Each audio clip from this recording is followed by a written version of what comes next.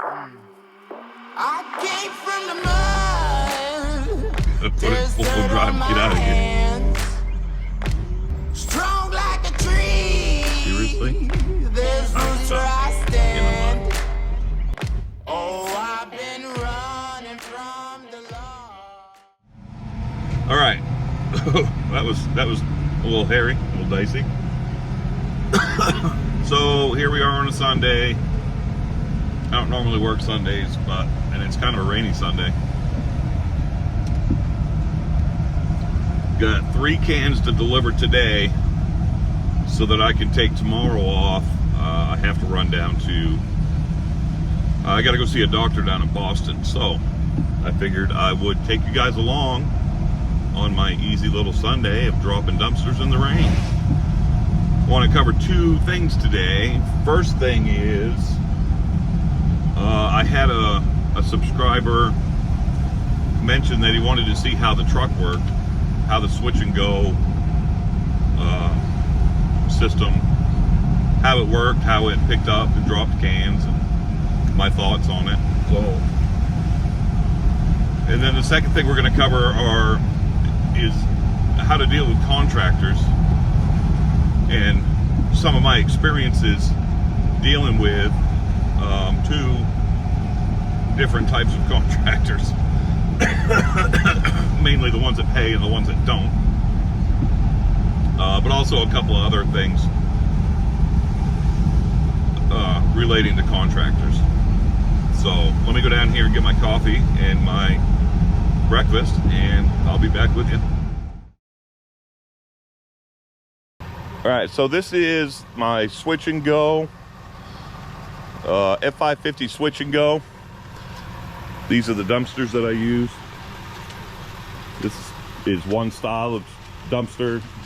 The switch and go 1151.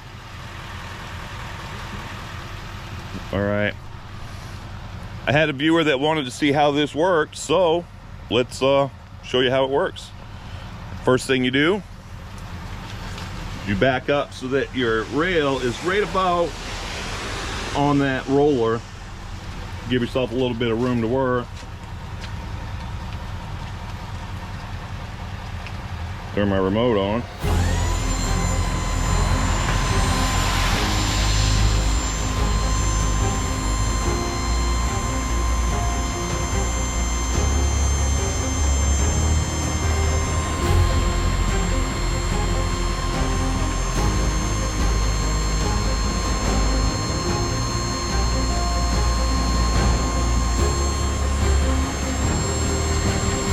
What I'm looking to do is get that roller below that point right there.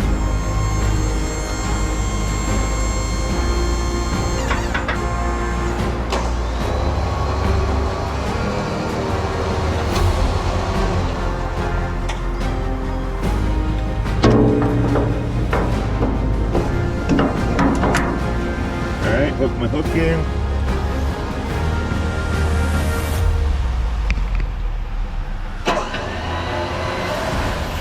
Get a little tension on the cable.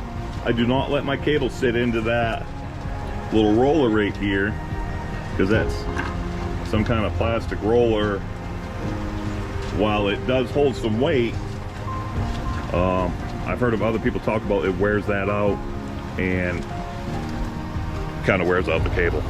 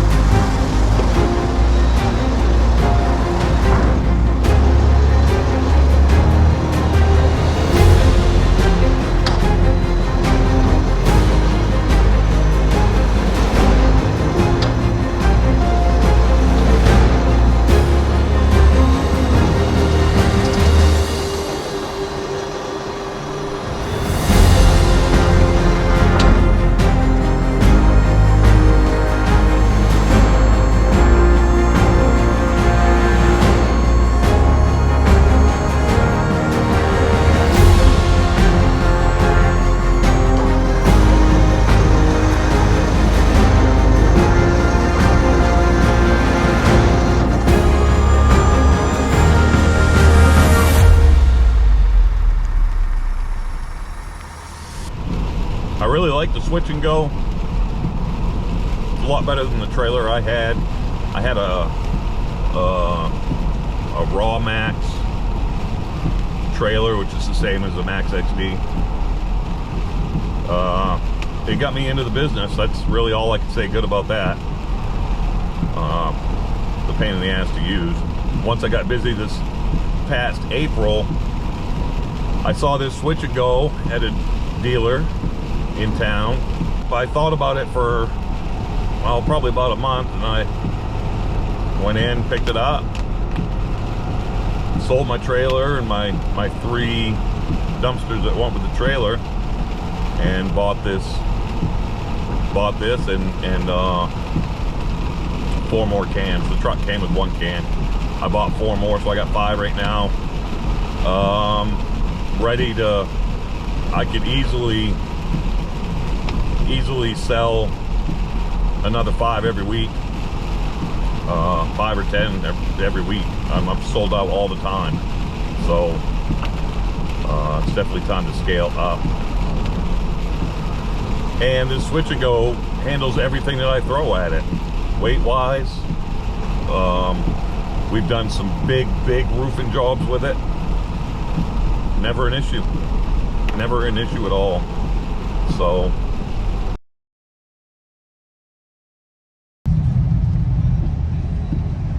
dealing with contractors can be very lucrative for your business if done right and with the right contractors.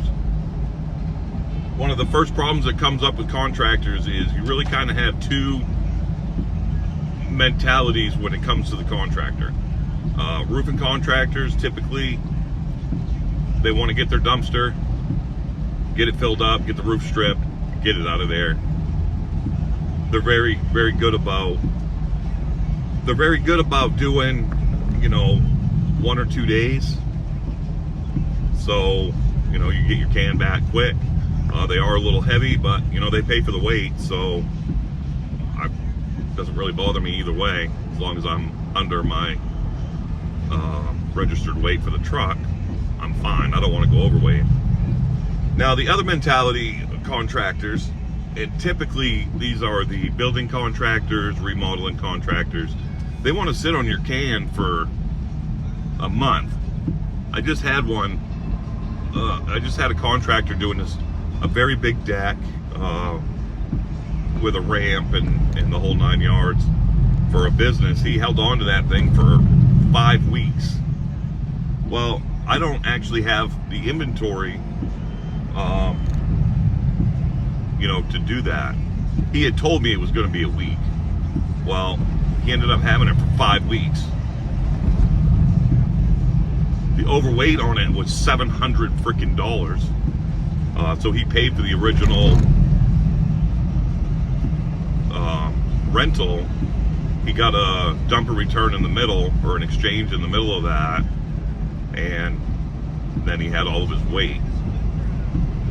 Well, I had dealt with him a couple of times in the past, and he was always, he always paid and whatever. So I just let him run that on account for a while, for that month. Then I sent him a bill. At the end of it, he owed me $700. And it's been a couple of weeks, so I assumed he was waiting for, to get paid, and then he was going to pay me. And I guess I'm okay with that, kind of. Well, come to find out, he fucking went out of business. So at $700, he said he's going to try and do some side jobs and pay me, but yeah, I might as well just write off that $700 that I'm into it for his weight. But, so that's the kind of stuff you deal with when you're dealing with contractors. Now, I deal with another contractor that we've done $10,000 or $15,000 with this year, and it's great. I mean, he calls us up, we drop a dumpster or 2, sometimes 2. He gets the job done quick, and we get our cans back quick. and he pays. I have him on net 30, and he still pays. You know, within a week. Usually, when he gets paid, he'll pay us. So, same kind of situation as the other guy. You know, I gave him some leeway, and you know, he treats us right, uses us a lot, and you know, I can't complain at all. So you really have to be careful when you're working with contractors. Number one, do you have the inventory to let a can sit for, you know, a couple of weeks potentially, or a month, or longer maybe? And do you have the capital to carry maybe some of those overweight charges or whatever?